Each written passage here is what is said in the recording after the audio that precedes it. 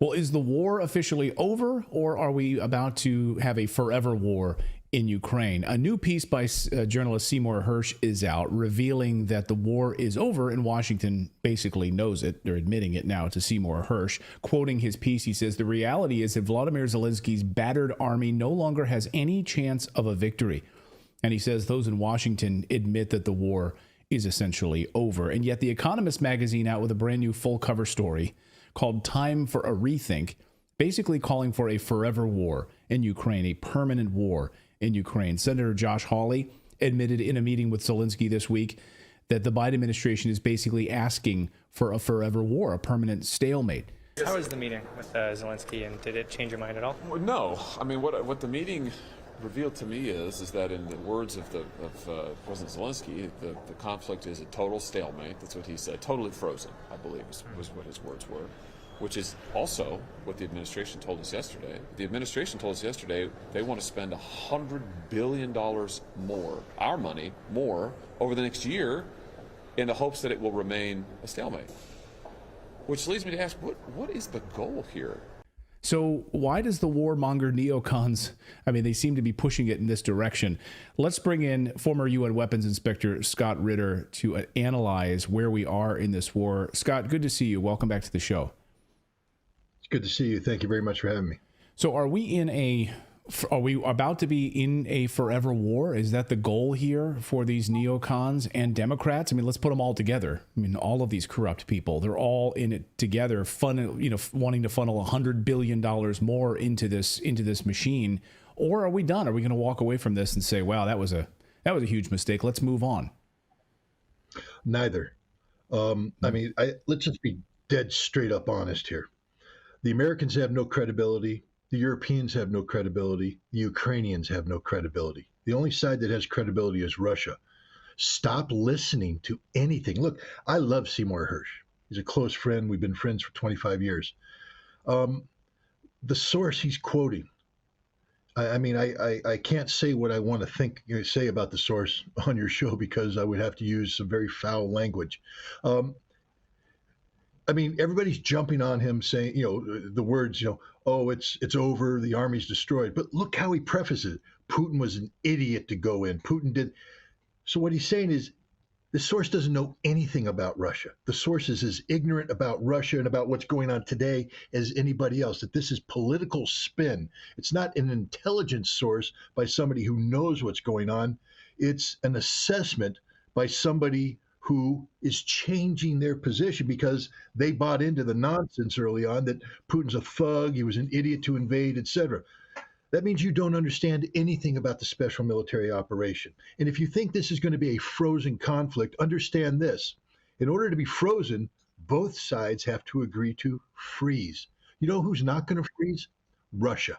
Russia is winning this war. Russia will win this war, and this war will be won on the battlefield by terms set by Russia.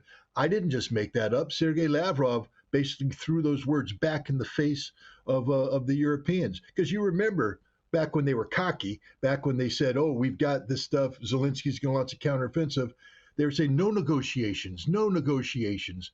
We're going to win this on the battlefield. And now everybody's saying, freeze it, have negotiations. And the Russians are saying, no, we sort of agree with you last time. It's going to be one on the battlefield. And that's the way it's going to be. $100 billion more to freeze a conflict. Let's just make this clear. The conflict will not be frozen. That $100 billion, if it's expended, will be wasted because the Russians will chew through it like a hot knife through butter, just like they chewed through the $113 billion we've already poured into Ukraine. Is this war over? I mean, it's over as if, like the Second World War was, the war on the Eastern Front was over after Battle of Kursk. Everybody knows who's going to win this war. There's no one out there who can say, oh, Ukraine can turn this around. What they want is a frozen war. Why? Well, look at Lindsey Graham. It's the best investment we ever made, he said. We're spending all this money, only 5% of a defense budget, and we're killing Russians without any American boots on the ground, without any American body bags coming home. That's the kind of stuff that should put you in the docket in a court of law, found you guilty of conspiracy for mass murder and genocide, and hung by the neck until dead. I mean, Lindsey Graham should be kicked out of the Senate, and anybody who thinks like him should be kicked out of of Congress because it's just stupid. The Russians had every right to initiate this action. The United States, NATO doubled down on stupid. The initial stupid was expanding NATO up to the Russian border, knowing that it would trigger a Russian military response. Having triggered the military response, we then opted to continue the fight, even though the Russians were working to get a negotiated termination of this conflict. I just need to remind your audience, had Zelensky signed the peace agreement that the Russians had on the table that would have ended this conflict on 1 April 2022, Zaporizhia would be Ukrainian. Kherson would be Ukrainian. The Donbass would probably be going through an internationally monitored referendum right now to determine what its future would be. 400,000 Ukrainian men would be alive. 20 million Ukrainian civilians would not have been kicked out of their home. An entire generation of Ukrainian children wouldn't be displaced, without fathers, without education, condemned to a future of despair because of that decision. That decision was a decision backed by the United States, promulgated by the United States, by the same people articulating in favor of a frozen conflict today. There will be no frozen conflict. Russia will not allow it to happen. Russia will continue to be in the business of demilitarizing the Ukrainian army. That means killing them. Let's just be frank what it means. They're going to slaughter them. They're going to wade into them. They're going to knock them down like wheat being knocked down by a scythe. This is going to get ugly. But the outcome is absolutely 100% guaranteed. Total Russian victory.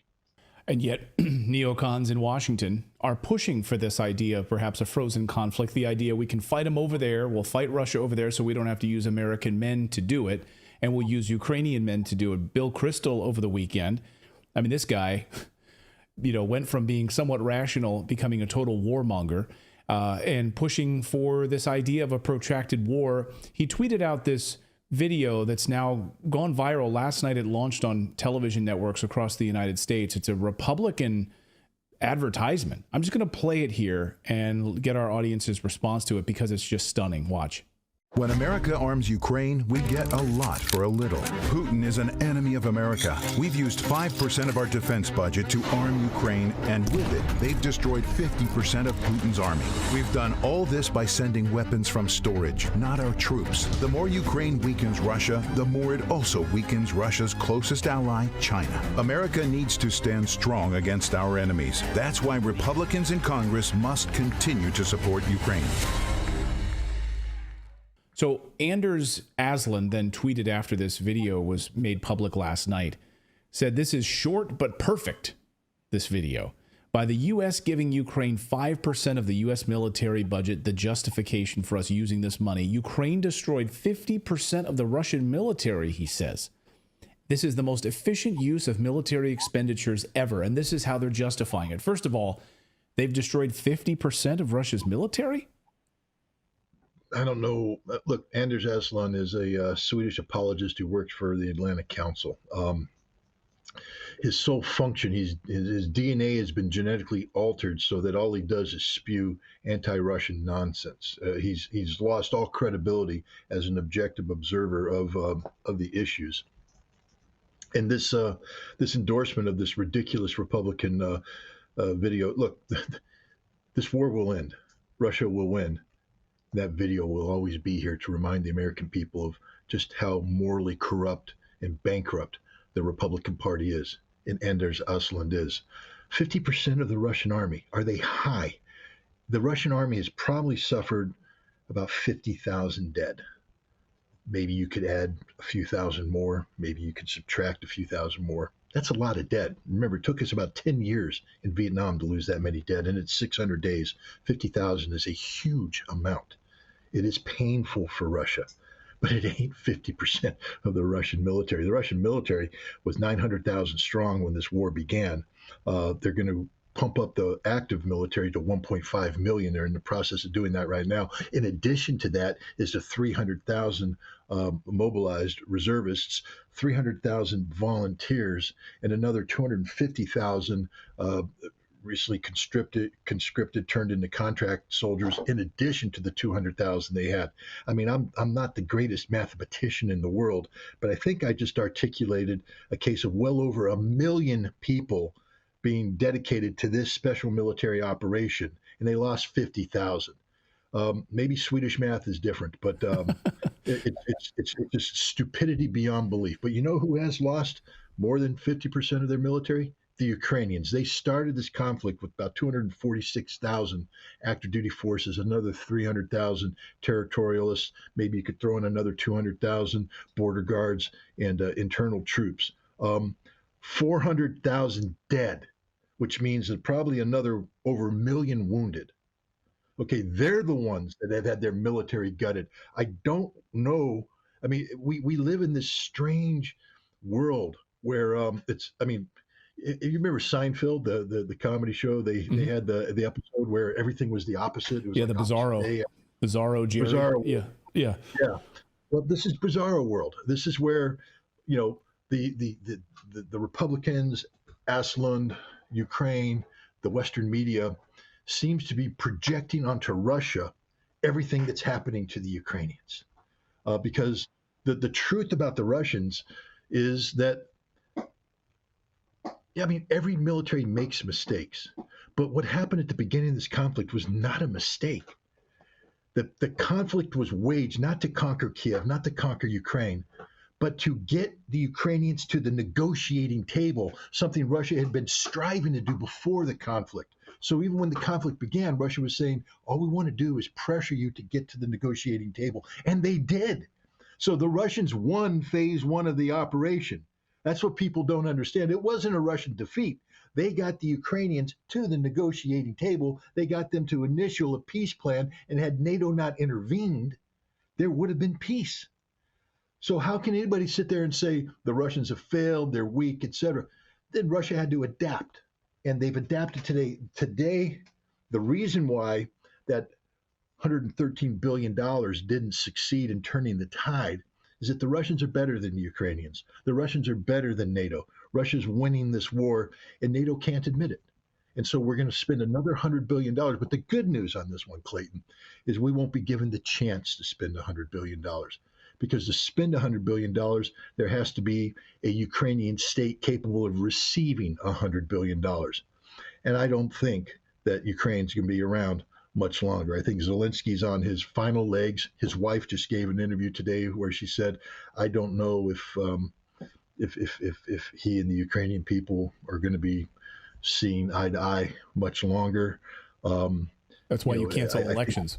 That's why he canceled elections, and because he knows what the truth is.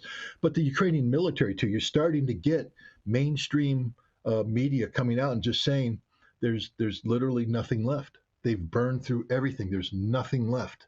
Whereas the Russians still have 300,000 uncommitted reserves, trained, organized, ready to rock. There's still some heavy fighting left. There's still going to be a lot of people dying, but the outcome is absolutely guaranteed. Total Russian victory. Well, that's what I wanted to get you out of here on, which is what Zelensky said the other day, which is he wants to continue this failed counteroffensive through the winter. No plans to stop. So where do you see this going over the next 3 months as we head into, we head into wintertime and snowy conditions? What happens? Well, I'd like to get in my car and drive to California right now. We're getting sort of cold weather here. I'd like to go to the beach and get a suntan. But my tank only holds so much gas. And as I go across the country, unless I can refill my gas tank, I'm going to run out of gas, and it doesn't matter what I want. The tank that Zelensky has is fueled by men, and he's run out of men. The tank's empty. And unless there's a magic Ukrainian manpower gas station out there where he can refill the gas tank, his vehicle's stuck in the middle of the country. And that's the reality. There aren't enough men in Ukraine capable of sustaining this counteroffensive. To be honest, there's not enough men in Ukraine capable of maintaining a viable defense along the entire line of contact. The Russians are going to start the process of just grinding them down again. And when there's not anybody to replace what they have ground down, the Russians will break through. And that's how this war ends. I guess I'll get you out of here on this. Said I was already going to get you out of here on something else, but this week we saw this attack on the fleet, the naval fleet, of course, in Sevastopol. I think the Western media thought, oh, Putin's going to respond devastatingly, and perhaps NATO was hoping that Putin would respond devastatingly, do something stupid. What do you think the response is going to be, or will there be any response at all that we would classify as massive on some sort of a television scale that CNN would cover and say, see, we told you? Well, first of all, let's just start this. Putin doesn't give a damn about CNN. He doesn't give a damn about you. He doesn't give a damn about me. He doesn't give a damn about anybody in the West, what we care, what we want to see, what our expectations are, etc. He's here to win the conflict on terms that are favorable to Russia.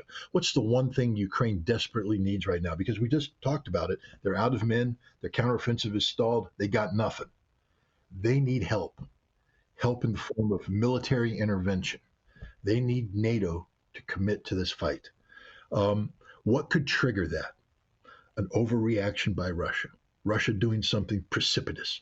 Russia doing something that changes the algorithm of the war. Putin knows this. He's the smartest guy in the room right now. So, yeah, the Ukrainians launched an attack. It's a provocative attack. It used Scalp missiles. It used Storm Shadows. Those are the French and British air-launched cruise missiles. Several broke through. I mean, when you have the NATO intelligence telling you what the radar coverage is, telling you where the, what the range models are, where the gaps in the radar cover is, you can program these missiles to go through. And some got through and they hit a building that, frankly speaking, was virtually empty, because in a wartime you don't hang out in the in your normal office. You're down in a war bunker. So they killed, I think, one serviceman on duty, or he's missing. I don't know if they found the body yet, but it's embarrassing. Let's be straight up honest. It's embarrassing for the Russians, but they're not going to overreact. At the appropriate time, you will see the Russians take out a decision-making center. Now, they're not going to do it in a way, I don't believe they're going to do it in a way that's designed to, generate the ideal CNN image. They're going to do it in a time when it brings about the maximum harm to the Ukrainians. They're going to wait until people are together, they've located them, and then they're going to hit them and they're going to kill them all. And then the Russians won't say anything about it. It'll be done. Russia's not playing to the West. That's why the West doesn't understand what Russia's doing, because, we're used to, drama. We're used to people projecting something. It's like a Hollywood movie. We have a trailer. I mean, why did Zelensky in December give an interview to The Economist saying straight up how many forces he needed? So the Russians went, that's about 9 to 12 brigades. Thank you very much, Zelensky. And we're going to go to Melitopol. That means you have to go through Robotyno, Tokmak. So and then the Russians went, well, thank you. Now we know exactly what your force structure is, and we know exactly what your axis of advance is. So we're going to build the world's strongest defenses between point A and point B, which they did. They brought in the master of defense, Lieutenant General Alexander Romanchuk, the man who wrote Russian defense doctrine. He built these defenses, and the Ukrainians can't even dent it. See, that's stupidity in the extreme. There was no element of surprise. The Russians knew exactly who was going to attack, where they're going to attack, when they attack, and what their objective was, and they destroyed them, because that's how the West has done this, like a Hollywood movie. We have to play to an audience because the outcome is not what the trailer suggests. And so we have to keep people involved. The Russians, on the other hand, they don't do Hollywood. They'll make their movies after the fact. There'll be soul-searching movies that talk about the horror and trauma of war, but the Russians aren't going to sit there and project what they're doing. They're simply going to win this war, and they're going to win this war in a way that is totally, dismissive of the West's need for drama, for Hollywood-style propaganda, and it's frustrating for people in the West because, we're getting fed all this nonsense from, NATO, from the United States, from the Ukrainians, and we look at the Russians and we're getting nothing. And so the tendency is to fall in on the data you have, but it's totally misleading. And as I said, if I were the Russians, I'd probably be chuckling, because just imagine, you and I are having this great conversation this morning about things that from the Russian perspective just don't matter. They don't care about a GOP video. They don't care about Josh Hawley. They don't care about Zelensky. They don't care about any of it because it no longer matters. The war will be decided on the battlefield. Sergei Lavrov has said this. Putin agrees with him, and that is that. And the West can't handle it. We're talking about a frozen conflict. There will be no frozen conflict. There will be total, unconditional surrender by the Ukrainians to the Russians at a time and choosing of the Russians. Scott Ritter, it's always great to see you. Thank you so much for your analysis, breaking all of these important pieces down for us. We always appreciate it. Thanks so much for your time, Scott. Thanks for having me.